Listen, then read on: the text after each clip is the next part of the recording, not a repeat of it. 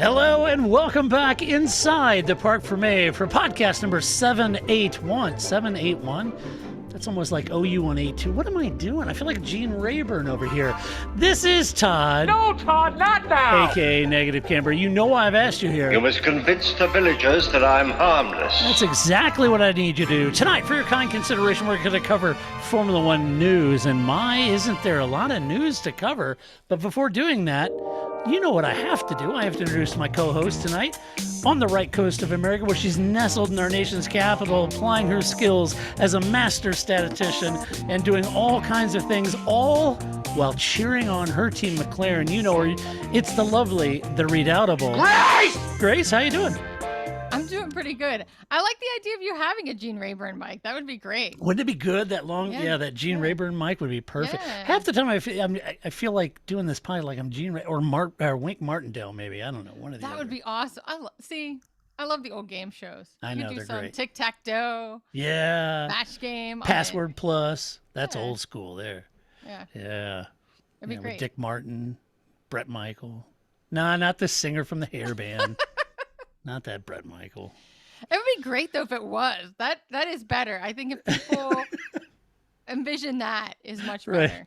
It's like people that just recently became Formula One fans are like, what the heck are you guys talking about? You know, Charles Nelson Riley, what are you talking about? Yeah. Google it, you goofy bastards. We're old. Watch some Match Game, man. That was some great stuff right there. We watched a lot of TV Land in my house, so Well, sure.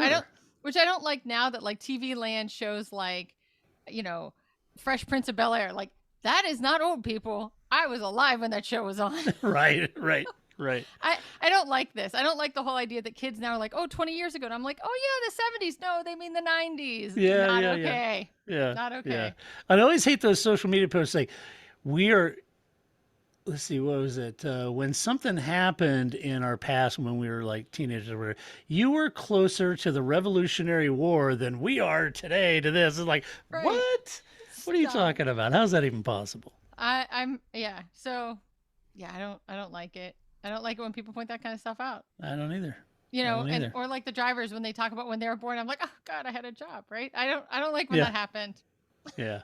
Yeah, right. Because I don't feel old, but when people point it out like that, like, oh, I was born in 97, like Charles Leclerc was born in like 97, I'm like, oh gosh. 97. Okay.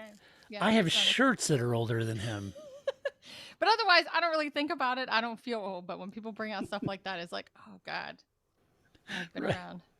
Right. Oh, I know. It's hell getting old. When you get in my age, all you feel is pain and remorse. Both physical and emotional pain. Yeah, right. Yeah, very emotional. Yeah, very emotional, but not as emotional as some. I mean, it's always a big emotion. It's always a big emotion for Maurizio. So, Grace, the last time you were on the show, we talked about this, and we did so with a very, let's just say our jury was out, right, on this? Very tongue-in-cheek. I really I'm still not convinced. I'm not either. Really, not until I see those four wheels on the track. I'm not convinced, but I'm more convinced, I guess. I am more convinced, but I'm still going to save the party poppers until 2026, right? Now we're going to have the party poppers in 2026. Well, sure. Yeah, got to have those. So we're going to spend a decent part of this podcast talking about Audi and Porsche coming to Formula One on the heels of VW CEO's comments that he made this week. And we're going to spend a little time talking about this. Now, the reason that we're going to talk about this at length, and probably at egregious length, is because this is the next big issue in Formula One. Now, if you're new to Formula One, there are certain inflection points in Formula One's history which were either massive issues that changed the complete trajectory of the sport, or massive, very sad, cataclysmic sort of things that happen that have changed the trajectory of the sport. So this is one of them, and there's a couple reasons for that. and there's a couple reasons to always keep this on your radar and kind of read those headlines and check these stories out when it has something to do with Audi, Porsche, VW, and F1 and the new engine regulations, because the new engine regulations is the next political hot potato in Formula One. So anyway, what am I talking about? So VW's CEO, Herbert, is it Dice? I don't know, people. I'm American. I don't speak German. I don't know. Nine. It should be Dice. Nick Schiessen. So Whether that's how he pronounces it, I'm just saying based on how German works. As a right, language. Dice. Yes. See, you took German. Yeah, I would not claim I did, but it wasn't very Yeah. successful. Mein Freund, mach schnell, right? Yes. So anyway, he gave us Kermassar. Yeah. right. Oh, well done. Thank you. Well done. Yes. But you know, look, Grace, you know, the times that I've been to DC, we made a point to go eat German food, did we not? At one of your did. favorite hotspots called Cafe Mozart. Which did not survive the pandemic. Oh, that's They a reti- bummer. Yeah, the guy that I don't know if you ever saw him, kind of shorter, white-haired Uh-huh. guy. So he was the owner, and yeah, they closed like, back in December. Oh, that sucks because that Because- was such a cute place. Because the front of the restaurant was like a Whole Foods, but it was all German, right? So you Yeah. could go and get all kinds of real, original, imported from German food Yeah, stuffs, candy, right? yeah, stuff. Yeah, baking material, like a German grocery store is basically what it was. And then the restaurant is the back, and they had awesome spätzle and Yeah, schnitzel, delicious. and it was But yeah, great. because that whole area is around like that whole like Metro Center, White House area. If there's nobody working, there's nobody there. Nobody Yeah, lives true. there, Yeah, right? right. So Mm. yeah, I know. I That's was very brutal. sad. That's our favorite Italian place also closed due to the same thing. Old guy, Massimo's owned Pasta Plus for years, and it closed. And I was just like, That's please just bad. open a pizza shop. I hope that one of their people, they have the best pizza. So Well, yeah, Anyway. that's just bad. So you So- should come back and visit, but we can't get German food. We in can't that get place. German food from Cafe there. Mozart closed. Yeah, that sucks. So anyway, Herbert Dice has given a statement about VW's intent to enter F1. And I'm going to read you what he said. He's got a couple very long quotes here, but I want you to listen to what he said. He said, quote, "Formula One is developing extremely positively worldwide. The marketing that is happening there, plus Netflix, has led to Formula One's following growing significant in the U.S. as well. Asia is growing significantly, including among young customer groups. If you look at the major sporting events or events in the world, it's the case that in motorsport, it's really only Formula One that counts and is becoming increasingly differentiated. If you do motorsport, you should do Formula One, as that's where the impact is greatest. What's more, you can enter Formula One. You can't enter Formula One unless a technology window opens up, which means in order to get in there, a rule change so that everyone starts again from the same place." He continues, "As Marcus Dursman, the chairman of Audi and former BMW F1 head of powertrains, as Marcus always tells Herbert, you usually make up 1 second per season on a medium-sized racetrack simply by optimizing details. But you can't catch up on that when you join a new team. You need 5 or 10 years to be among the front runners. In other words, you can only get on board if you have a major rule change. That's coming now. And it will also come in the direction of 2026, when the engines will be electrified to a much greater. I know what you're thinking. I know. I'll find it, Grace. Wait. Electrified. Yep. So when the engines will be electrified to a much greater extent, including with synthetic fuels. That means you need a new engine development, and you need 3 or 4 years to develop a new engine. That means you can decide now to do Formula One, or then probably not again for 10 years. and our two premium brands thinks that's the right thing to do and are prioritizing it, end quote. So there's a lot there to discuss amongst yourselves. Excuse me, but Herbert said that VW would not be the brand for F1, so you won't see like a VW badged car, but that Porsche, who has been heavily linked to the Red Bull team, I might add, and Audi are the obvious choices. And here's what he said about those two particular brands and them getting into Formula One. And I found this equally interesting.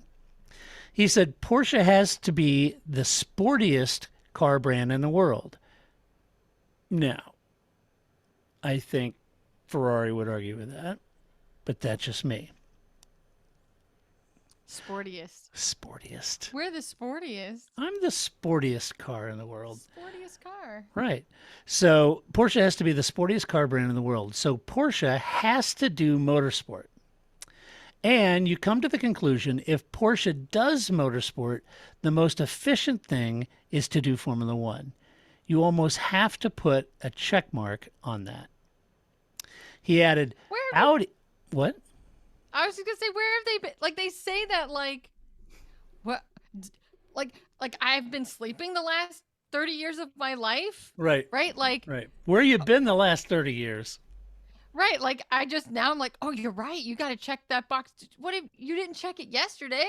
Right. Right. Yeah. It's like, did you check it in 2020? Did you check it in 2014? Did you check it? Right. No. Well, now we have to be in, if we are going to be legitimate, we have to be in Formula One. You really didn't feel that way for a long time. Right. Yeah. It seems like somebody, at VW said, oh, crap. Wait a minute, guys. We didn't check the Formula One box. We forgot. We forgot all these decades. Wait a minute. It's on the sportiest car checklist, don't you know? Yeah, it's right? right here. Sportiest car checklist. We've got this. We've got mid-engine, air-cooled rules, Formula One, and it's not checked. We got to tick that box. We have a car that has turbo in its name, even though it doesn't have a turbo. Check. Yeah. So anyway, that's what he said. Now get this, and this is where it gets really kind of interesting. He added, Audi is a much weaker brand than Porsche. It can't demand such a high price premium. Audi actually has the better case for Formula One because it has much greater potential for the brand. They're moving into the higher segments, into competition with Daimler, and then Audi will also have a case where they say that makes sense. Audi also transfers $4 or $5 billion a year to Wolfsburg, and he was giving this this interview or whatever in Wolfsburg, kind of where they make the cars, and it will also transfer more with Formula One than without. Then you simply run out of arguments. You can say, but I don't believe in Formula One, but there are good arguments that say Formula One will grow even in the future. Why should you restrict them if they even deliver more money? So, end quote. So, to me, this sounds very much like his opinion piece on the issue. It sounds like he's sort of doing the logic in his head a little bit about why it's important to the brands. The interesting now, right? Yeah, right, right. Well, he says that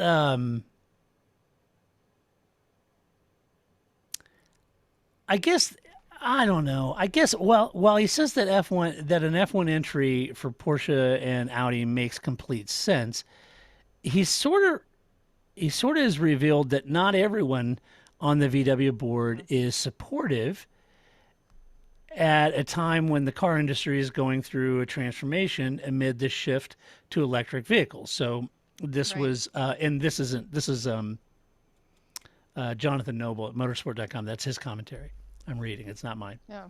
And he says, so he does say that the board wasn't. So here's the quote. Quote, the discussion on the board was not unanimous. We certainly have other priorities strategically. It's not necessarily motorsport, but our cars have to be technically up to date. We have to be able to drive autonomously. We need the software capabilities. We need batteries for our cars. We have enough to do, and we don't really need to do Formula One. But our premium brands say that that's the most important lever to increase the brand value and to be able to take a little bit more for the cars in terms of pricing. And also to demonstrate to the competition that you have a superior technology in the case of Audi. He says that's why the board of management and the supervisory board have all voted in favor of this. Audi still has to decide in which constellation and in which team, but both have started to develop engines, end quote. So go ahead. So for Audi, this is marrying above their station, if you will, right? Like they're going to become better because they're going to marry somebody who's already rich and powerful, right? So they're just like up in their way, up in that game that way, as opposed to working their way into it. I guess I don't see Audi as a lesser. I still think, oh, that guy's got an Audi, or oh, that lady's driving an Audi, right? Like I still think that's but maybe not the same as a Porsche. I get that. It's not the same as a Ferrari or a Porsche, having an Audi.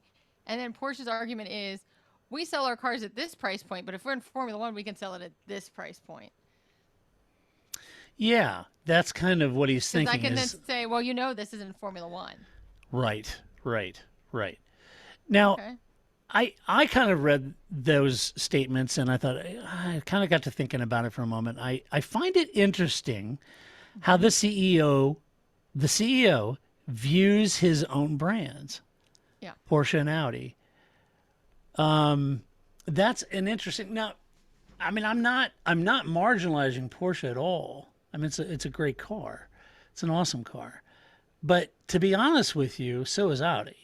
And right. It's a great car too. And the R8's great. All of those sort of things. I mean, I think I get his point. Audi might stand to gain more from its association with F1 than Porsche because it's a bit expected that Porsche should run well and lead given the pedigree in racing, given Porsche's pedigree in racing.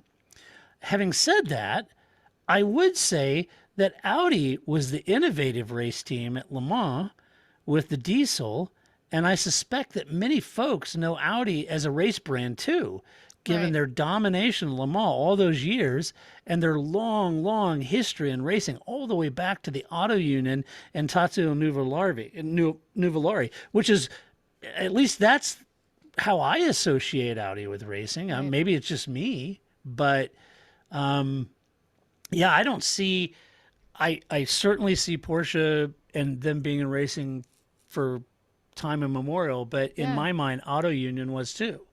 And I've got a D20 back there on my shelf. So I find it interesting kind of how he sees his brands, although, I'm not stumped by it because Audi is more everyday road cars. Porsche is this premium brand, a step up. And I get that they're more expensive than an A4 and those kind of things. And I get all that, but Audi's done really well in racing. And have a pedigree of that, and as well as rally, right? So I think that's interesting. It does seem that there are still potential pitfalls in their plan. What? And getting into Formula One has some pitfalls? Are you serious? Why are you so reticent, Todd? I am surprised. I know. Why don't you just get on board, man? Stop being a naysayer. Like getting into Formula One, we've talked about this. Like when cities, like I think of Baltimore, when cities had like, we're going to have a race because then that's going to bring people in, right? And they brought in IndyCar and guess what? They just lost tons of money on it, right?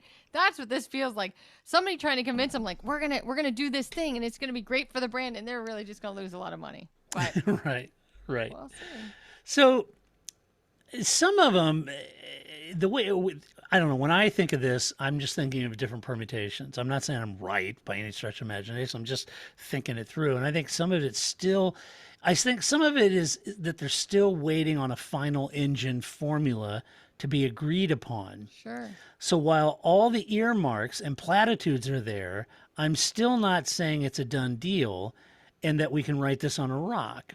And the reason I'm saying that, folks, is because all of the teams in the FIA and Formula One, everybody's got to come to an agreement of what the new engine formula is going to be. Now realize whatever advantages, whatever part of an engine, part of a power unit, whether it's MGUH, MGUK, whether it's the ICE, whether it's, the turbo itself, that, how it's cooling, whatever it is, whatever advantage a team like Mercedes may feel like they've got this advantage, or Ferrari feels this, they're going to want to advocate that those particular elements in the power unit remain in the formula going forward, because that's their strengths, right?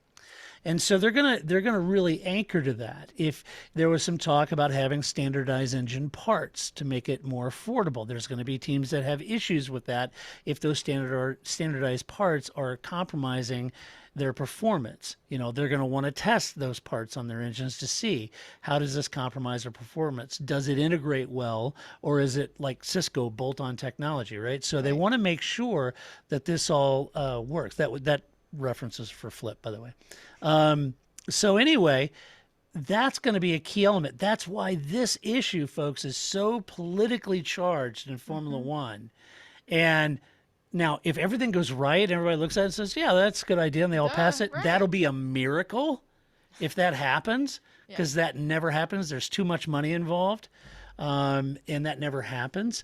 And so that's why I say that they could really get wrapped around the axle on this whole engine debate that could see some pretty substantial deviations of what's being asked for in engines that would really start to stall the development of VW in their engine development, and they're kind of at a halt on which way to go. Who knows? There's a lot of different things that can happen between now and then. Politically, if Red Bull is in talks, pretty much given talks to be the Porsche customer, they're going to advocate not just on Red Bull's behalf, but they're going to have a long chin wag with Porsche about their development and what Porsche wants from those regulations. And then Red Bull is going to go to those meetings demanding the particular elements that Porsche feels that they can do with the most efficacy, right? Right. Now, Ferrari doesn't have far to go because they're doing the whole thing, and neither do Mercedes. Well, Mercedes does need to get with Mercedes, because the team, Mercedes was only a third owner now. So they've got to have those discussions, right? Renault doesn't. But does that make sense what I'm saying, why it's so politically charged, Grace? Oh, yeah, I think so. And I think anybody that's, even every time this comes up, right, that's always part of the discussion. And that it's always... like, of course, Herbert's going to say, like, this is a no-brainer. Why wouldn't we do this? Of course, that's what he's going to say, right? But there's a lot going on and at any car company. And I think, you were mentioning Mercedes. Like, I'm sure that conversation has changed now that they're winning everything, right? Like, it's real easy to be friendly when we're all winning, right? Yeah. Really what makes it a team, any kind of team, is when the chips are down and who has your back and who's going to help you dig out of this trench, right? I think that... and we certainly saw that with Renault, right, under Carlos Ghosn. That was like, he's like, this isn't making us money. It's out the window. So I think that's always... or Honda, Yeah, exactly. So many, right? Yeah. And so I think that's the thing, is because it isn't a direct, like, I put in, X amount of money, I get X amount of money out. It's never how it's going to work. And some of that money is a loss, and some of it is... like cachet, which is kind of what Porsche's talking about, right? Like, if I'm suddenly in Formula One or upping Audi's cachet, right? Because, and I guess if you are most concerned about cachet, now would be the time, because the Drive to Survive, I don't know about you, but I certainly have had way more people that even just like know I do this podcast, or, because they see my post or something, and like, I've heard of that now, right? Like, it's starting to come more into people's consciousness in a way that, 10 years, let alone in the last 3 years, that people never knew what Formula One was. They just knew it was that thing Grace talks about all the time on Mondays, right? At best, you get the Indy 500, yeah. Yeah, right. Oh, yeah, Close. Daytona. Don't they do that? Oh, okay. Close. So Yeah, I get that, if you're really trying, if that is really part of their goal, this is the time. Because at some point, Drive to Survive isn't going to continue to bring in new fans, right? I think it's something we've talked about. Especially after last season. I mean, I just think at some point, it's what NASCAR ran into, right? And we've talked about that, and that is always my fear, that when you just chase the new fans, you're going to lose all your old fans. And when the new fans are like, well, I'm not really into this Formula One thing anymore, I'm into whatever else they're onto, then you have no fans. You're left with nothing. Right. And so I don't want that to happen to Formula One, especially because Drive to Survive isn't always a fan favorite, a long-term fan favorite. I can totally see how after watching one season you want to watch. Yep. But then once you kind of like get into it, you're like, well, that's not as interesting. Drive to Survive isn't as interesting to me anymore. Or it's just, you're just there to watch the Toto Wolff Christian Horner show. So right. I think that, yeah, you do worry about those things, especially as a manufacturer, but you always have to keep kind of in mind the long-termness of that. Yeah, they definitely want to capitalize on its explosive growth. That's for sure.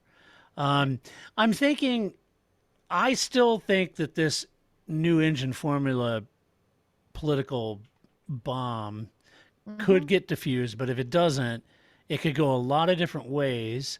I could see the VW board getting a little jittery over that. If that happens, I could actually see this sort of program just scale back to just Porsche as a customer engine, right? And maybe not Audi getting in, right? Or at least I'm just, I could see that. They're saying, well, I don't know about the cash outlay. We're still not sure where this is all heading. Right. And the reason I say that is, well, having said something silly like that, I may be proven very wrong. Adam Cooper over at Motorsport said this. He said, This is Adam Cooper. He said, Porsche looks set to fund and brand the new Red Bull powertrain engine, while Audi plans to buy a team that will become its works entry, while at the same time running a separate engine program from Germany. Overall, it's going to be very expensive exercise. Yes. Yes. And sure. Adams is exactly spot on. So my point is that if things got a little wonky in the negotiations over formula for the engine, you could see them maybe saying, okay, look, it's one thing to have Porsche design a racing engine for a customer team like Red Bull, who is a winning operation. It's a whole different thing when you're buying your own works team and you're all in like that. Right. And that may be something that they may choose not to buy it off if the regulations don't go the way that both Porsche and Audi want them to. Right. Yeah. And I think it makes sense at this stage, being that you're looking at 2026, to say, we're all like, these are all the things we're in, because it's easier to take things away than it is to add to. So it makes sense that this is probably not what's going to happen. Right. The idea of two engines and a team. Because it's going to be easier to go, like you were just saying, like it's going to be easier for Audi to go, oh, well, we thought about it. And, maybe this isn't the direction we want to go. We'll just do Porsche engines, right? Then they'll just pull back from that. Yeah, I could see that happening. If anything gets sort of sidetracked in the whole program, I could see them defaulting to Porsche as an engine supplier and stopping there. Now, that does raise an interesting question about who they, Audi, might purchase as a works team. And you could see that being the case because Red Bull isn't really interested in selling their team to Porsche, right? Yep. So it makes sense that Audi would buy the team because Porsche, and Red Bull's not selling. It's a winning operation, and Porsche would instantly benefit from a superior chassis and a complete F1 championship winning program, whereas Audi would have to dig much, much deeper to build that program worthy of their engine. I'm giving them the props there. So, but that's the difference, right? So Porsche walks into the sport with Red Bull, instant brand equity because you're in a title winning team that has one of the greatest aerodynamics ever in the sport, and you know the chassis is going to be thereabouts. All you got to do is deliver a great engine, and you get all the accolades. Audi's in a whole different quest here, creating their own team. So Audi might be looking, but I'm guessing maybe not at Sauber. So let's sort of unpack this for a little bit. All right. So if Audi were looking to buy a team, and if they were looking to buy Sauber, which is Alfa Romeo for those you new to Formula One. So Alfa Romeo is the sponsor of the team, but it's really a Sauber, Alfa Romeo Sauber. Sauber is owned by a capital investment company called Longbow. So if Audi were talking to, and they say that they're talking to Sauber, Williams, McLaren, and Aston Martin. Okay, that makes sense. So there's 4 teams. So, so let's talk about this for a minute. So if they were looking to buy a team, Sauber always seemed like a good choice to me for either Audi or Michael Andretti, to be honest with you. Right. But in the same report by Adam Cooper, he says that the Alfa Romeo sponsorship is working very well for them, and they are set to announce their decision on continuing their partnership in July, right? So, and that doesn't mean, because Audi's not talking about coming in until maybe 2026, so that's okay. But he quoted the CEO of Alpha as saying this today, quote, "Today, I have a strong partnership. It is working. The team is called Alfa Romeo F1 team, and I don't think it would be fair to criticize the fact that we have a strong partnership." Why should we criticize the fact that we have a strong partnership? Why should we think that there is only one way to be in Formula One, which is having a team? What's the benefit? The benefit that we want for the motorsport fans is hard racing on the track. That's what they want to see. Overtaking, late braking, tire wear management. So what I would respectfully challenge is the vision where there's only one way to be in F1. And I would like to ask then, what's wrong about having a strong partnership in a team called Alfa Romeo F1 team? If it works, if the team is motivated, if the employees are excited about what they're doing, if the results are improving, if the drivers say the car is better and better, if you see it on the results, if we're here to discuss about it, it's because it works. So we should open our minds to the fact that the business models of being present in F1 are more than one, maybe 2, maybe 3, maybe 4. I don't know. So that's my answer to you. But I understand where the speculation is. But my frank and sincere answer of somebody who has been in motorsports for more than 40 years now is that there may be eventually more than one way, and even more than one successful way, to be present in Formula One. Now, what he's talking about there, folks, is that the car is designed by this team, and this team, Sauber team, has been around a long time. Okay, started by a gentleman named Peter Sauber. Delightful guy. So Sauber's been around a long time, and it's been sold in iterations, and had BMW nearly buying it, and a lot of different things going on. But right now, it is designed and built at its HQ, and it is a car with a chassis design, but its title sponsor is Alfa Romeo, and Ferrari is its customer engine. So what you've got is a Sauber design car, chassis, and all the kit. You've got a Ferrari engine in the back, and you've got Alfa Romeo on the side of the car. Now, if you think about Red Bull, there was not too long ago, just a couple of years ago, you had Red Bull that was running an Infiniti emblem on it and an Aston Martin emblem. So they were sponsors. They were benefiting from the sponsors and exposures, but they weren't powering the car, and they didn't own the team. Right. So that's what he's saying here is that, look, you don't have to be a works team. You can be a title sponsor, Alfa Romeo on the side of the car. Look at the Alfa Romeo on the side of that car is no different than Dell on the side of the McLaren. Right. Or UPS on the side of the Ferrari.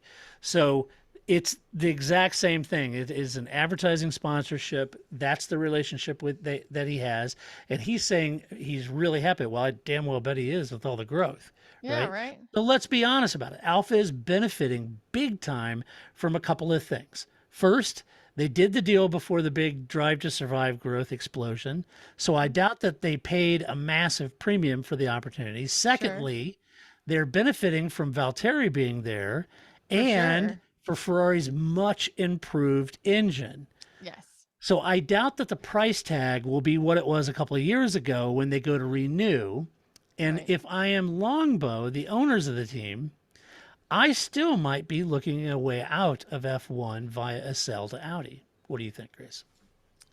I think you forgot to mention, well, I think, first of all, I have learned from these three sets of quotes is that I don't think I could be a quote machine if that's I don't think I could be a CEO if being a quote machine is part of the job. I could be a CEO, but I don't think I could, I'm not very good at creating 7 sentences when 3 words would have answered your question, sir. Right? All right. So, because he never really said what you said, which is just, we're just a sponsor like Dell or, whatever. Right. CompuServe, whatever, AOL is on the side of your car, right? Amazon Web Services. Exactly. It's no different. We don't make the car. We don't make the engine. We're just the title. He never really said that. He kind of danced around that. So lesson 1, I'm not very good at the quote machine. 2, he forgot to mention that they have the best logo. So that logo on the side of any side pod is going to be great because that logo is amazing. Your logo is a dragon eating a human being. How is that not, that should be awesome. As big as possible on any car. But I do think it benefits Alpha. And I think that Alpha is definitely having a resurgence, especially here in the States. I mean, they really have come back in the market here. I think in the last 5 years, I've definitely seen way more Alphas on the road in the DC area than, they used to be non-existent. Or I've seen a lot of their SUVs now. Exactly. I think those are pretty hot property. You see a lot of the little 500s. Those are cute. Yeah. Yeah. So I think it used to be, if you saw an Alpha, it was like seeing a Lotus. You were just like, well, we're going to hang out and we're going to wait for this person to show up because I have a lot of conversation I need to have with this person. But now they're everywhere. It's not just like a niche thing like a Lotus would be. So absolutely. Right. I think that coincided for them as a brand, as a way to bring it in. But that's not how it is for Audi. Audi's a known brand. Lots of people have Audis. I don't think it's not the same as Alpha is in the States. For sure. Right. Well, and it brings up the question. So why would Audi want Sauber? Well, like I mentioned, Sauber is a long time racing operation. People know what they're doing. Yep. They're fully equipped. Yeah. They're fully staffed with a lot of intelligent people who've been doing racing a long time. And they're in Hinwil, Switzerland, which is much closer to Audi's home than, say, Grove or Woking or Milton Keynes. Right. So they would be closer. They've got a lot of gear, machinery. They've got the enclaves. They got everything there to do this. So that's why Audi would want that. Besides, I know that they say they're talking to Williams, but Williams was just bought by Doralton Capital. Yeah. And I doubt that they'd be ready to cash out given all of this growth in F1 right now. I mean, Doralton's going to be looking at this. Well, wait a minute. We bought the team at the right time, and unless they got paid a extreme premium to sell out, they would possibly. Money talks. But that's why I think Audi would want to look at Sauber. That's why I think Michael Andretti would want to look at Sauber. So if it's not Sauber, then this leaves Haas, and one that I think is particularly interesting. I don't want to overplay my hand here, but I think Alpha Tauri is a very interesting proposition for Audi. Would Audi want to be Red Bull's B team? They wouldn't. They'd buy it and they'd become an Audi team. Well, then why would Red Bull let go of Alpha Tauri? Well, I don't. Yeah, there's been some talk recently. Yeah, money. Right. There's been some talk. It's expensive to run that operation, and it might be an easier way to kind of, Porsche, Audi, Red Bull, Alpha Tauri. Audi's now the Alpha Tauri team. They kind of work in conjunction with each other. They could still do driver development. Who knows? It might be an interesting way for Audi to get in, get its sea legs, and then start to invest and grow. So I kind of find that interesting. I don't think Lawrence has any interest. I'd be stunned if he had any interest in selling Aston Martin. He's the only pope. I don't see that happening. He's got to like win some stuff before he's going to let that happen. I know. He just seems like it would be a failure otherwise. So I don't see that happening. But I don't either. I do find Alpha Tauri is interesting, but from a Red Bull perspective, as opposed to like, it totally makes sense to me why Audi would want Alpha Tauri, but why Red Bull would let go of them. But if they could have that same relationship, if they could maintain the relationship that they currently have with Alpha Tauri and just call it Audi, then yes, Red Bull would be all in it, because for them it wouldn't really change. Right. Yeah, It'd be Porsche, Red Bull, Porsche, and Audi. So that to me is kind of interesting. And there's also said that they're talking to McLaren too. So what would that look like? You got all the brilliant men and women in Woking. You've got McLaren. They got road cars. Audi could provide engines of the road cars. Maybe that would work. Maybe there's some tie-in there from road car relevancy. I don't know how McLaren designers would feel about Audi, because Audi and VW, they bought all these other brands, and Bentley and all these others. Or I don't know how McLaren. I don't know anybody that works on the McLaren road cars. I'm sure there's a lot of pride in that. They've used Merc engines and stuff like that in the past, but so I don't know. It wasn't too long ago. McLaren was a little bit on the ropes financially, and they've got a lot of Middle East money propping that team up. Now they're doing much more successful with last year's fourth in the championship. So I wonder. I don't know. Go ahead. I was just gonna say, I wonder if it's just so it doesn't sound like they're only interested in back markers. I'm trying to think of like, I can't think of another comparison, but otherwise they're like, Sauber's great, but they're not a front runner, and Williams is great, but they're not a front runner, and Haas is not a front runner. So if we say McLaren, that sounds reasonable. Yeah. And it doesn't sound like we're just trying to get a back marker team, right? So right. I could see that as just being a red herring, or we had one meeting with them and we're going to call that we talked to them, right? Right. Just something so it doesn't just sound like we're only talking but to it's back McLaren's integrated into McLaren, right? Right. And does Audi want to buy McLaren in its entirety so it gets the Formula One team in the road car? I wouldn't think so. Then that means they're just wanting to buy the F1 team, but that's all integrated in Woking. Does that make sense? I still think Sauber makes more sense because it's isolated on its own in Switzerland. They can take over the whole operations. It's just a racing operation. And the same for Alpha Tauri, right? It's just a racing operation in Italy, right? Right. And Audi's already down there with Lambo or whoever. Especially if Yuki doesn't start selling some more clothing. Yeah. Come on, Yuki. So for me, that makes sense. Yeah, I think Sauber makes the most sense. Yeah. It or Alpha Tauri, either one for me makes sense. The Alpha Tauri one, Red Bull with Porsche, Audi's the new Alpha Tauri, keeps it in the family. I have to think Red Bull's discussed that with Porsche. Well, if we're gonna do the deal, you get this other team. If you're looking for a team to buy, if the price is right, you too can have France Toast. Oh, I was going to say, they just happen to be both pumping gas at that gas station right outside of Milton Keynes, right? Yeah. Oh, what a surprise. You're here? Me too. You're just getting some gas? Oh, why don't we go inside and get some snacks, right? Yeah. Just happened that way. We got some nice Lancashire in there. Let's go in and get a sandwich. Yeah, exactly. So that gas station gets a lot of business. Yeah. So anyway, I think that's interesting. It is interesting. There was a time when I thought Gene must be really wanting to get out of F1. Not now, though. But with that explosive growth in F1, this is great for him. Plus and Drive to Survive has made his team the star of that series. Plus, he got rid of the biggest problem. Yeah, he got rid of the Russians, right? Right. So you dump the oligarch. You got Gunther there F-bombing on DTS. People love him.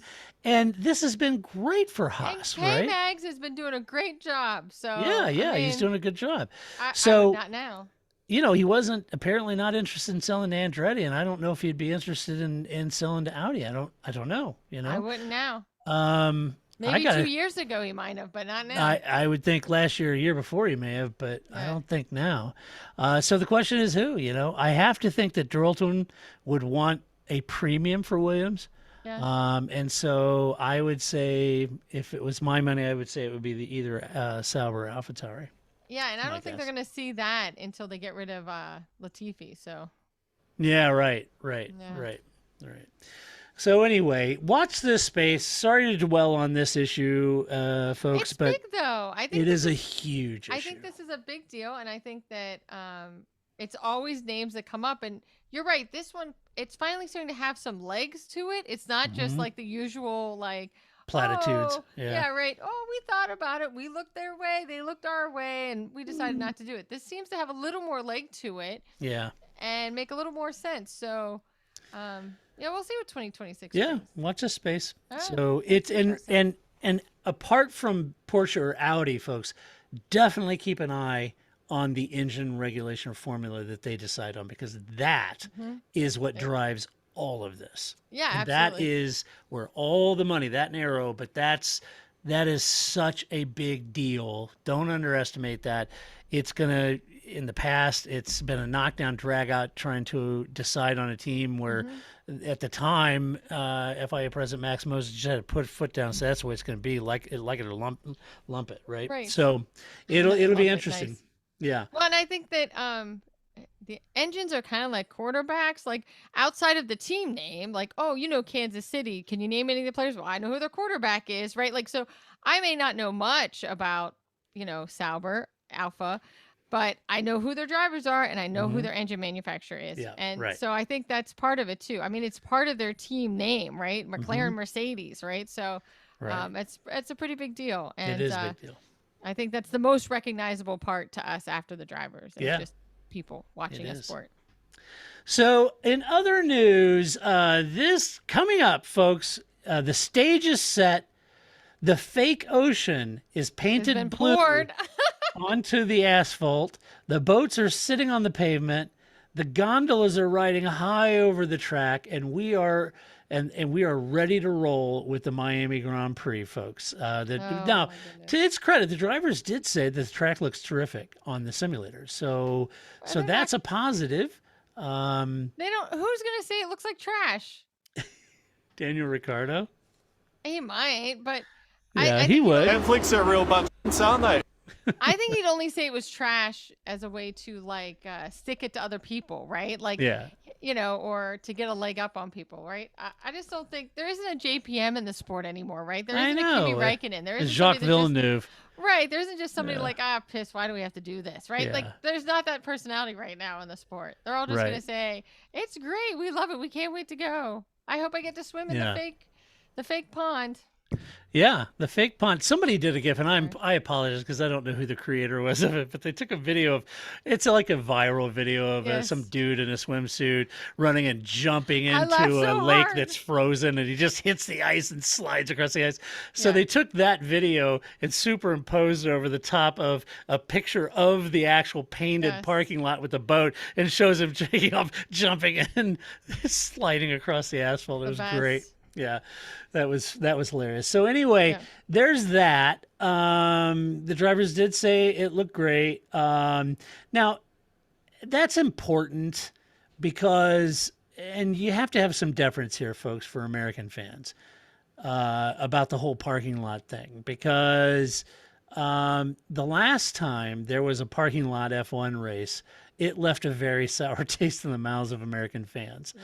So that's why we're so reticent about the whole thing. We'll believe it when we see it, because we've had a few of those parking lot races over here, and they're not good. And so we're a little worried about that, but the drivers say the track looks good, so that's good. To be fair, I do think Miami's done a much better job of it than the previous parking lot races, because F1's growing in America, and they need to put on a great show. They really do. And to that point, if you think about it, I was reading some stats, and this is a hat tip ESPN F1 in the UK that I saw these on. But they're very interesting stats anyway. I thought you guys would like to know. It's estimated now that there are 36 million F1 fans in the U.S.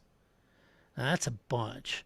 Yeah. And considering 20 years ago there was 4 of us. Yes. Right. There's 4 of us, and we all sat around in the wee hours of the morning sipping coffee, yelling at a screen, and we were the only 4 people that could even talk about it.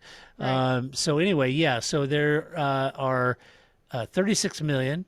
And the Saudi Arabian Grand Prix this year was the most watched F1 race in America since 1995, if you can imagine that. Yeah, long time. What that tells you is they've fully captured a generation. Right. And to that point, I think it's interesting because they captured that generation. Even Kevin Harvick in NASCAR said that he's worried that all the youngsters in karting are starting to say that they want to grow up and be like Max Verstappen instead of like Dale Earnhardt or Scott Dixon, Right. So it's got their interest too. This isn't the first time Americans fell in love with the European sports car back in the post-war late 50s, 60s, and they all wanted to be, and Mario was in the sport, and it was huge, and there was a lot of fans, contextually speaking. So it's nice to see this come back around. Finally, there is limited seating, and that's all sold out at a premium. So I hope, and I suspect it will be a great race. But if you think about it, Grace, you have... by next year, you're going to have Miami, Montreal, Austin, Las Vegas, Mexico, and Brazil, all in the same time zones, right? Yeah, pretty close. Give or take an hour. An hour or 2, right? Yeah. So all in this time zone on this side. I mean, at some point, the Europeans are going to get a little upset about having to stay up late to watch races. You know? Pretty soon, like Australia is going to be the only one that really wrecks my life. Right. So yeah, imagine that. All those races, 7 races in this side of the hemisphere, in this hemisphere anyway, starting at a normal human time for we Americans over here, which is pretty impressive. So I did want to point out, so I've been talking about how Miami Gardens, where Hard Rock is not near South Beach. So if you're watching this on YouTube, you get this information, right? So it's a 32-minute drive, but that's not what was the most interesting, was that right down here, there's a Perez Art Museum. I hope they really take advantage of this moment to be like the Perez Art Museum. I don't know what that's about, but I'm all in. And I think that they should do a whole Perez thing, do a whole Checo, They should have exhibits. like a whole Checo exhibit. Yeah. Yeah, at the Perez Museum, because in order to go from Miami Gardens, you're 32 hours as the crow flies, because I don't know if you've ever driven to South Beach. You ain't getting there that fast. But anyway, 32, a half an hour to get there, and you drive right past the Perez Museum. They should be all in. I hope somebody's paying attention. Maybe Stefano, longtime friend Stefano Domenicali, maybe he's listening, and he'll reach out to the people at the Perez Museum, and they'll do something really fabulous, since you're going to drive right past it in order to get to South Beach. Might as well. See, and I mean, really, what would they have to do? Just have Checo show up a day or two early, throw out some canvas, have him give him a lot of paint cans, have him throw some shit all over it. That's modern art these days anyway. So that would work. McLaren did the whole thing, where like painted helmets, that was one of their like unboxed videos. Like he could do this. I just think this is an opportunity missed if they don't do something at the Perez Museum for Checo. I just think that would be a great idea, and it would give you a way stop in the traffic, right? You could stop at the museum, see some artwork, see some Checo stuff, and then continue your 7-hour trek to South Beach. Good idea. Hey, also in news this week, the FIA put the brakes on more sprint races next year. Believe it or not, in a meeting. Thank the gods. Who was yes. Believe it or not, there was a meeting last week.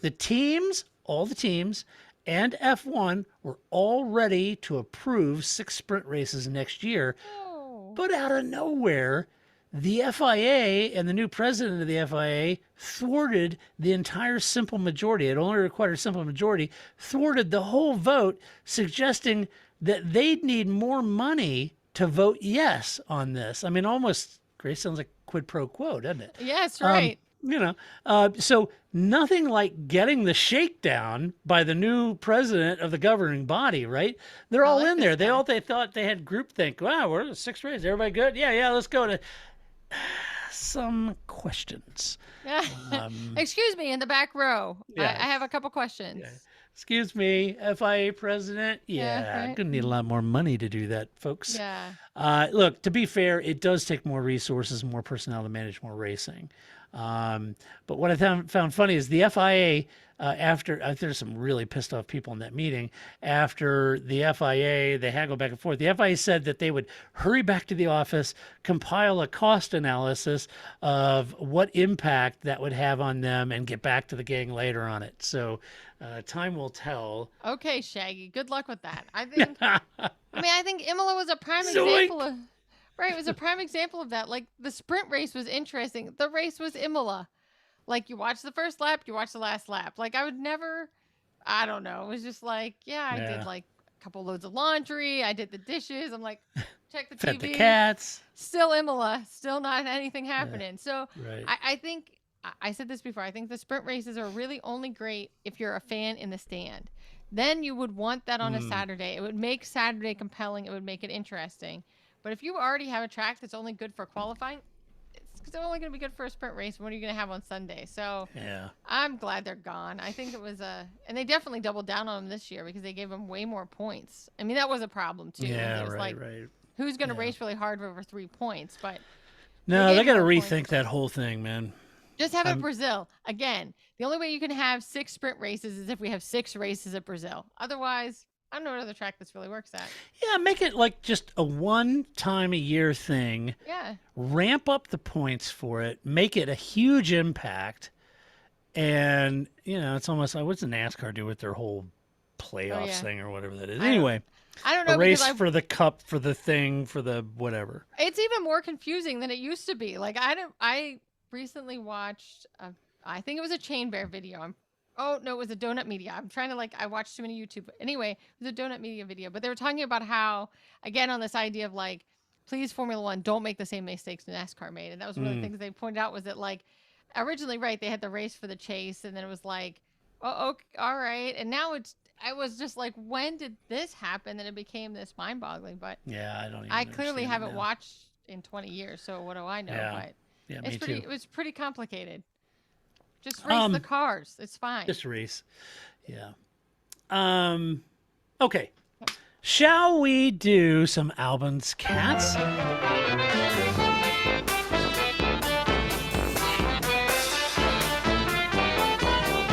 Yes, let's do some Albon's cats, shall we? Let's do it. I know you have breaking news. Wait for it, Grace. This just in. Grace, go. All right.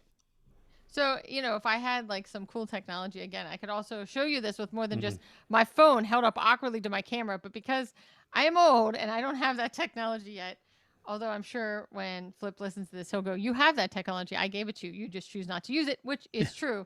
But anyway, so yes, the Albon family got a new cat, Sasha, which I like to note that it does look like Horsey. It's a girl version of Horsey, one of their other cats, who's my favorite. But anyway, so they did get a new cat. They just had the two kittens, the 2 gray kittens, Goosey and Ducky. They just got a year ago. I don't know. They got 7 cats, a dog, and a horse. So I don't know. There's a lot going on there, and there's 4 kids still living in the house. I think there's 3 kids living in the house, but they're going to end up buying a push me pull you. He's going to be, it's crazy. It's good. I did see Williams did an unboxed video, and they asked Latifi how many cats he had, and it was just funny that he actually knew that they're all named after like Prada and Gucci, but it's also confusing because they all have multiple names, which is I'm sure you do that as a pet owner. All my cats have they have the kind of like the government name, it's the name that's on the vet records, and then there's the 17 other names I call them, of which none of them is what's on the vet's records, right? See, all the cats we recently had. We only have 2 now, but we had 4. Right. The first 2 were Prost and Senna. Right.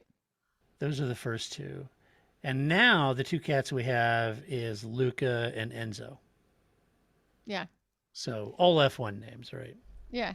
I don't know. I call them, and And they're all stinky. I always call them like stinky cats because, you know. Yeah, I right. don't know. Right. They're stinks. Well, And, congratulations. there you go. So now they have another cat with 7 more names. Congratulations to the album family. I like that. I did also want to talk about, this didn't dawn on me to bring this up as a story when we discussed the notes at the beginning. So now I'm going to discuss it now. I can't be the only person that's fascinated by the fact that all the teams are just taking the paint off of their cars because they weigh too much. And that give it another rate. Like, we're going to get to Catalunya and the cars are all just going to be black. Or they're just going to have like the side pods be papaya or blue or whatever. And everything else is just going to be black. That, I don't know. I guess to me, it's like a very visual way. Like, we talk about how, like, how much weight could that really save you? They're taking the paint off. That's how much weight matters in this sport, it's right? It's a big deal. I think it's just crazy that they're just like, well, paint's got to go. And so off it goes. And everybody's just going to be running, you know, the natural, like, carbon fiber color here real quick. Because it's every race, it just comes off of more little places off of each car. You start losing the paint. So yeah. I don't know. I just think that's such an interesting. We weigh too much. What can we get rid of? No, not the driver. All right, paint off it goes. Paint. There you go. Yeah. Let's see. How about I've got some Todd's no shit headlines. You want some of those? Yeah, always.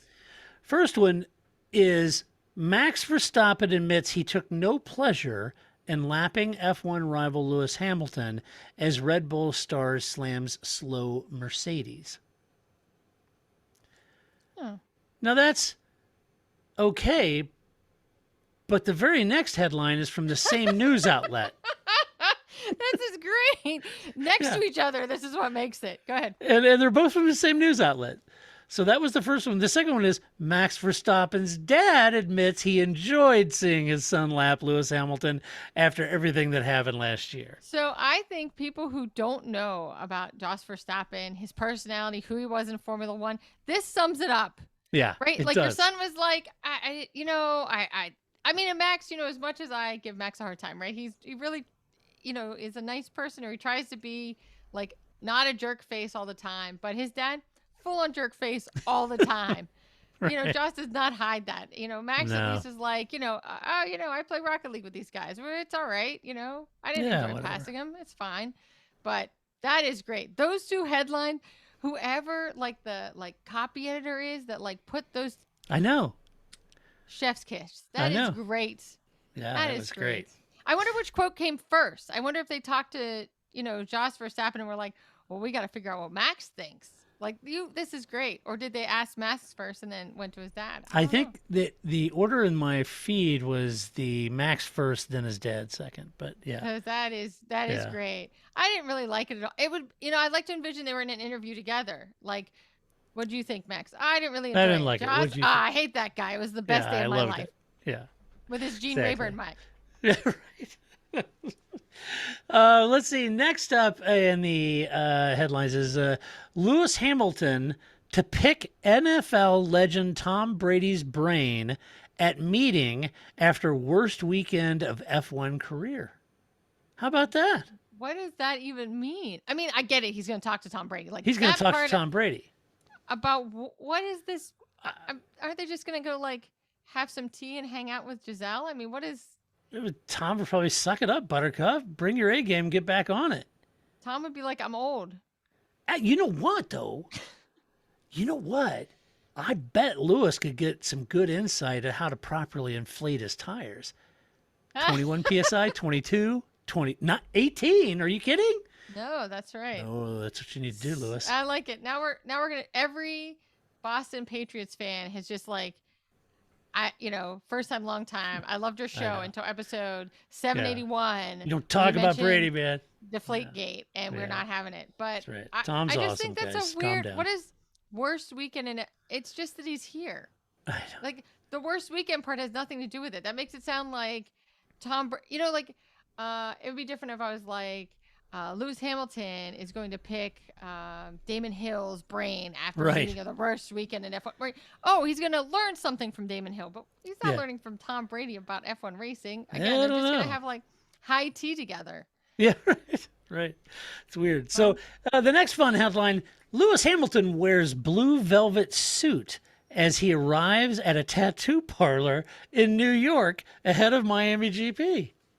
All right. Who knew? The I blue need to velvet suit. I refuse to believe that until I see pictures. There was Blue velvet pictures. suit. I'm sure there was, but there I'd was. like to see those. Yeah, there was pictures. So But they're pretty good. let's see. The final headline: Red Bull warned mocking Lewis Hamilton reflects badly on them after Helmut Marko quip. What was his quip? I can't remember. Because that's the thing that's important. Because It that is. guy. I'm trying to think of like a podcast. I'll just say jerk face. That is my generic like podcast friendly term for people. Yeah, he says some pretty jerk face things. He can get a little edgy. I just think Well, maybe. I don't know. Something like, I don't know, maybe he should retire or something. I don't know what it was. But anyway, this is John Watson, Yeah. and this is a guy that's always a guest race steward. And John, like everybody this past week, I mean, it literally has turned in, social media has turned into like a novel of apologetics for Lewis. It's like, oh boy, you can't say anything about Lewis right now, or everybody just goes ballistic if you say anything about Lewis and how bad of a start of the season he's having, and how George Russell is ahead of him in the points, and you just can't say any of that because people will just go ballistic. Not exactly really sure why. I don't know. Yeah, he's had a bad start. Can happen to anyone. But I think it's just because people. I think we would say, as people who watch the sport, I mean, it's even when I tell people, like, you can't get too sucked into the first 4 races, right? And so we have Imola, we have Miami Gardens, then we have Catalunya, right? So Catalunya is happening further in the pipes than usual. But, people, like, you can't get too excited or too, depressed over the flyaway races. Got to give it a little time. Of course, it's always better when your team wins in Australia and wins all the way through. Of course, Mercedes, we love that. That's the best. But it's a long season. It's a marathon, not a sprint. Take a deep breath and watch the next race. It'll be all right. As a McLaren fan, as long as your only good track isn't Hungary, you're gonna be okay. It'll be all right. And I think that's just part of it. And that people seem to forget, like, he was stuck behind Gasly. So we never really got to see what he could have done. But that's what happens when you don't qualify up front, right? Like, this is always the downside. You get stuck behind somebody in this DRS train, and, and we never really see what you have. But, yeah, I'm sure Lewis is not enjoying this, and I'm sure that Lewis is not enjoying George doing better. Although, I think Nico Rosberg, I've now derailed this conversation because I've had enough of him. I really am over Nico. I don't know that I was ever really into Nico Rosberg as a commentator, but after Imola, I'm like, all he ever does is try to like create drama, right? Like, well, when I was racing with Lewis, it was like this. I'm gonna throw a hat at you, buddy. Please. There's got to be somebody. There's got to be somebody else they can find. Yeah, I mean, he's pulling at the threads because at the end of the day, he didn't have a good go around. Look. Bottom line is, guys. Look, Lewis is your guy. I get it. Everybody's got their favorite driver, and that's great. But the kind of crap that the Lewis Hamilton fans would heave at Fernando, heave at Nico, at Schumacher, anybody that Lewis is racing with. I mean, it was pretty harsh. And, you guys certainly can dish it out. I've been on the end, working into that as well for several times, right? Because I didn't toe the line, but I'm not wired that way. But, it's having a bad season, bad year. Anybody can do it. This is Formula One. They're not playing for marbles and chalk here. They're playing for tens of millions and millions of dollars, right? Of course they're going to kick him when he's down. Yeah. They're going to throw sand in his face. They're going to do anything they can to get that guy's head and make him doubt why he's ever continued in Formula One. I mean, nobody had any issues with anything that was said while the rest of the competition is getting their brains kicked out for the last 8 years. But, comes a bad season or a bad start to the season, then, everybody gets outraged because people are, of course they're going to. This is how they got to beat Lewis. They got to get him to doubt himself. It's Formula One.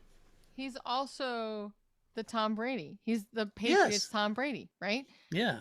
Why do you hate, well, not you. Why do people hate the Patriots, right? I don't know how you feel about the Patriots, but anyway, because they win all the time. And so nobody likes them, right? Plus, Boston fans are terrible. I recently stated, because I watch NBA and the Celtics, I've moved forward into the playoffs. And so I once said that a couple weeks ago to Flip that, there are 3 fans I hate the most, Boston and, because all of their Red Sox, all their teams suck. Their fans are the worst. And New York, because they're always everything, and Marinello. And he's like, I like how you just slid in Marinello there at the end, right? I was like, well, they are the worst. That's funny, Marinello. But yes, Boston fans are the worst. So I think it's like that. So there's some part of you always have to hate on the guy that's the most successful, and Mercedes has been the most successful. Yeah, of course. Lewis They're going is to the kick most him. successful. There's people love underdogs, right? They stop taking it so damn personal. It's not. They're going to kick him when he's down. Right? They got to get him out. They got to get him down. They got to, beat Mercedes, and they've been dominant for 8 years. They've literally beat the competition with a club for 8 years. And these people are going to dance about singing hallelujah on their grave, if it stays this way. Sports fandom. I used to go to Orioles games all the time, and the Red Sox fans would always tell us how terrible we were. And it was like, I know, I have season tickets. Yeah, right. I'm well aware of how terrible the Orioles are every season. Not at the moment, but most seasons in comparison, especially to the Red Sox. I don't need you and your Yankees fans here to tell me how terrible they are. I could play better, right? I get it. I have eyes. And so I think it becomes that same thing. So, of course, people just like to be that way when they're not winning. Yeah, they just rub it in on other people. All right, let's do some mailbag. You've got mail. I've got one mailbag from Mr. Miles, who asks, how do teams make the decision to switch to tires in the face of inclement weather? How much do they weigh the driver's input versus the data they have? From my not even amateur view, it seemed like teams waited too long to go on slicks at the race. This contrasts with Russia, ? Last year, where the drivers thought they could stay on their tires as the track got wetter and several wound up sliding off the track. Yes. We're not going to mention any names. No, because he wouldn't happen to drive a papaya orange car. No, right? Whatever. No. Thanks for bringing that up, Miles. So, go ahead. Oh, no, I was just going to say, I think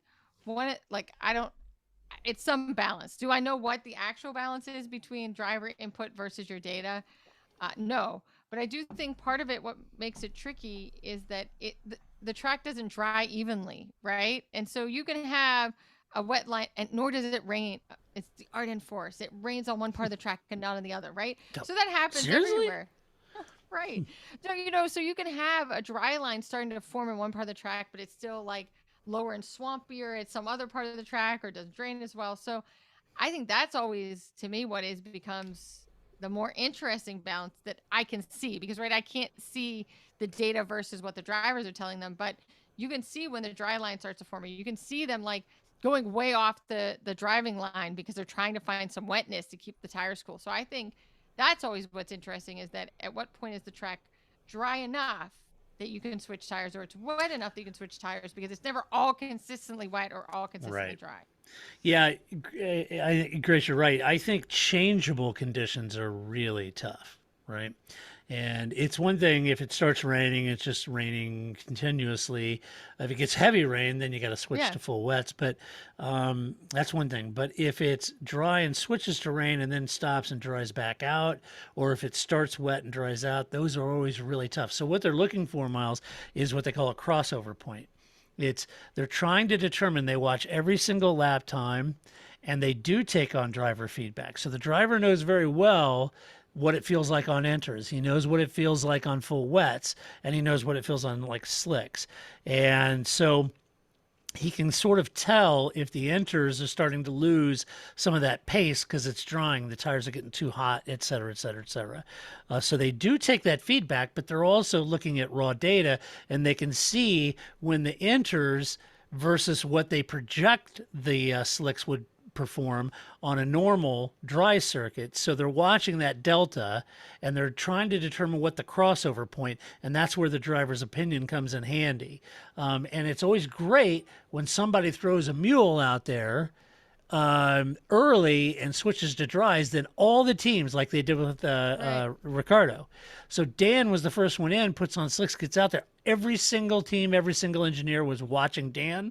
They know what his lap times were on all the previous laps and sectors, and they'll watch him very closely, and they'll see exactly and determine where they think that crossover point is going to be, and then they'll switch tires at that point. And they're generally all really good at it. But Grace is right. But they also, you got to think about, it's the time in aggregate, right? And so if there's 3 sectors on a track, it doesn't all dry evenly.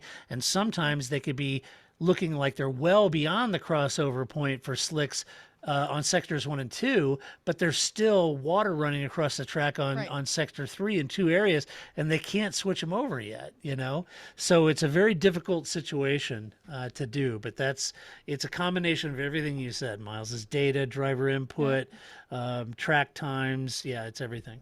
And waiting for, like you said, you're just waiting for the who's going to go first, right? Yeah. that's always the big, that's what we're doing, and that's what the commentators are doing. Like, oh, so-and-so's coming in the pits. What are they going to do, right? So... And then, think of like Crofty and Martin.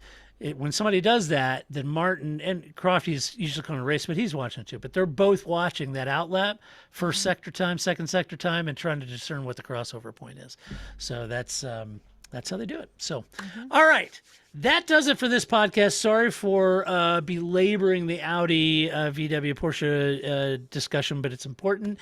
Hope you enjoyed the podcast. I apologize for nothing. Nothing at all.